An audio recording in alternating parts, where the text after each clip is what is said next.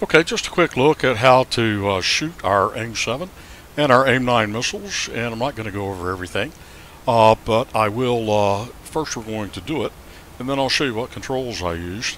I'm going to, that's heat, that's radar, show you which switches between those. Need to make sure that CW is on, and it is. And I've got to arm my missiles. There we have it. And now I'm going to ask Gesture to lock up a target. And he did.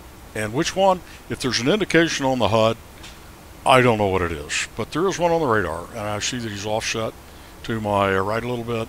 I'm going to go ahead and shoot. And that's a Fox 1.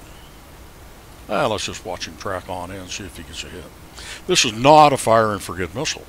So you do need to keep that radar on that target.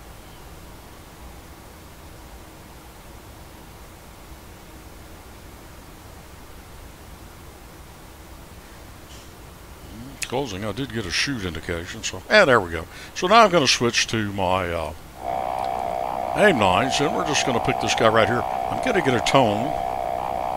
He's a little too far away. Let's pick one a little closer. Here we go. And that guy will be a good one. There's one. So I'll get a tone.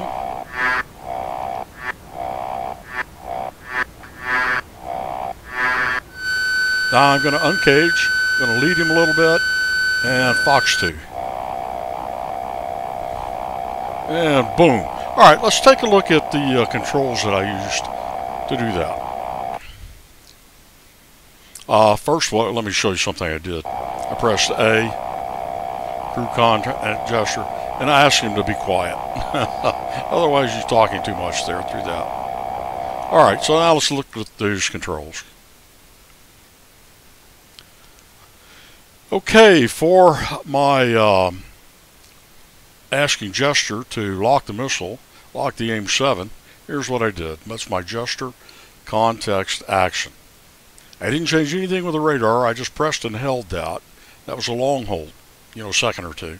And he locked up a target. And then I just want to demonstrate something that this is the air refuel release button. This will also uncage your AIM-9. It has no effect on the AIM-7. There was a question about that someone had, so I just wanted to address this. I pulled that. And I have a Virpil joystick which has two triggers. And so the first pull on the outer trigger brings it in contact with the inner trigger. And it does nothing unless you've got a Sidewinder selected. And then I put it a little further and activated the first detent on my inner trigger. And that launched my, my radar missile. And let's see. I do have something else you'll need to map is the cage button, which puts your radar into bore sight mode. I didn't use that in this demonstration, but you may need to do that. And then I could have used my nose gear steering and my auto acquisition. If I put it into cage, or I bore sighted my radar, then I could have auto acquired a target in the center of my display. I didn't do that though. I let Gesture select it. So again, I did that with the context action. And then, of course, my trigger fires all my air weapons. So those are all the commands. What I did, you got to go master arm. You got to be sure your missile is CW for continuous wave radar of the missile, and you got to have a trigger map. So I asked Gesture to lock up a missile. He did, or lock up an aircraft rather, and I got within my firing constraints, range, and everything. Then I went ahead and pulled and shot the missile. Then I switched to heat. Oh, yeah, let me show you that one. I have a three-way switch, so I can use the three-way, up and down. If you don't have a three-way switch, you can use a hat or whatever. 3 different buttons. You want to map heat, radar, guns. Or if you have a three-way, like I do, there you have it.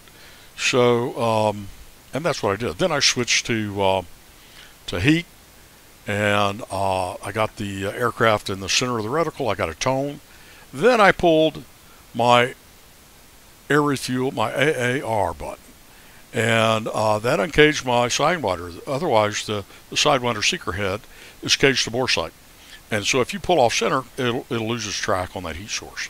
So by doing that, by pulling and holding that allows that AIM-9 seeker head to follow that heat source, and I could put a little lead and then I shoot. Makes it a little easier for that missile to track and kill its target.